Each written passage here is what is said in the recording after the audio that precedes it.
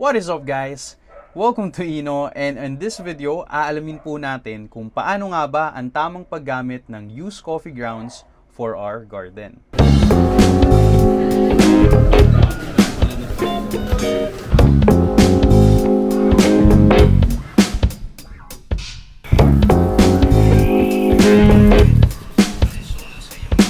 First things first, where can we get our used coffee grounds? Maaari po tayong kumuha nito sa ating mga local coffee shops or simply sa Starbucks. Dahil considered po itong organic waste ng mga coffee shops, libre lang po itong ibibigay sa atin. Used coffee grounds contains a lot of nutrients, especially nitrogen, isang macronutrients na kailangan ng ating mga halaman. Nakatulong din po ang used coffee grounds to improve soil drainage, since the number one cause ng pagkamatay ng mga halaman ay due to overwatering.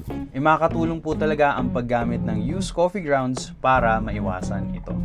It is also said that because of the taste, smell, and texture ng coffee grounds ay it can repel slugs, snails, and even your pet cat from destroying your plants.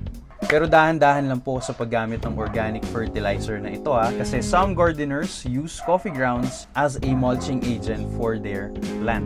Pero be careful po kasi if you don't do it properly, you might end up hurting your plant or worse, killing them.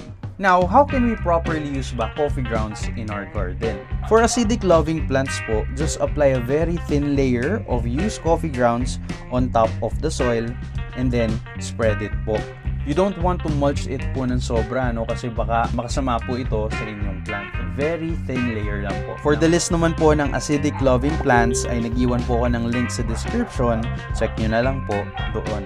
Ngayon po, if you are like me, composting your own food scraps, you might want to add used coffee grounds as your nitrogen-rich material because it can help jumpstart yung mga microorganism to build their own colony at makatulong sa pagpabilis ng composting process ninyo. Now, if you want to learn about composting, you can check our channel. Meron po tayong mga full tutorials on how to do composting.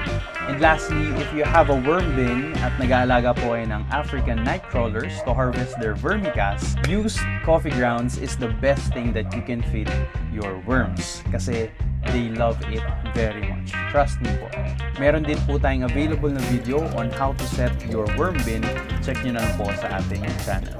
And yes, that's it guys. That's how you properly use coffee grounds for your plants and for your garden. And sana po nakatulong po itong video na ito sa inyong gardening journey. And patuloy pa po tayong gumamit ng mga free organic fertilizers sa ating mga halaman to keep them healthy and happy.